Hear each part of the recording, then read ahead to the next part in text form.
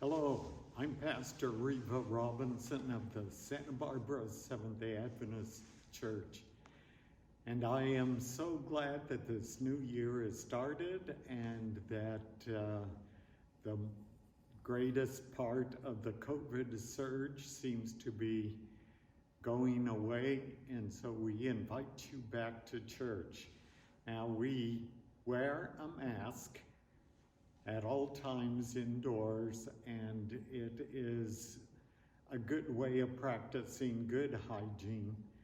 We advise people to boost their immune system by taking their vitamins such as A, B, C, D, and E, all the way to zinc, or you can get an immune supplement that will do all those things.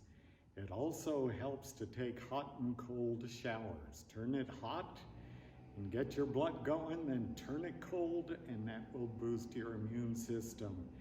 Every little thing helps in order to overcoming the surge of this Omicron virus.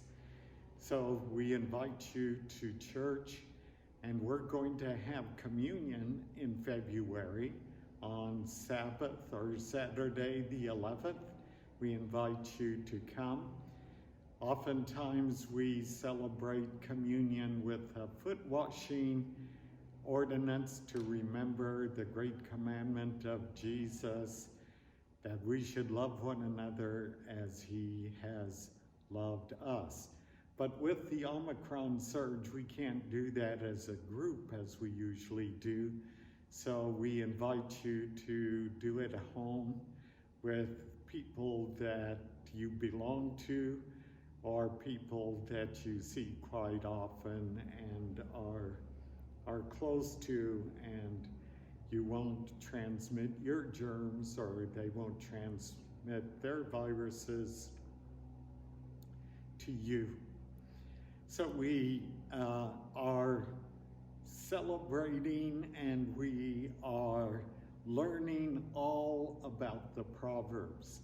And people don't realize that the Proverbs is all about teaching the Ten Commandments as wisdom to the simple, to the kids, to the teenagers, and to those who never had a real father or a real mother teach them the code of life and how we can be intentional about living a good life.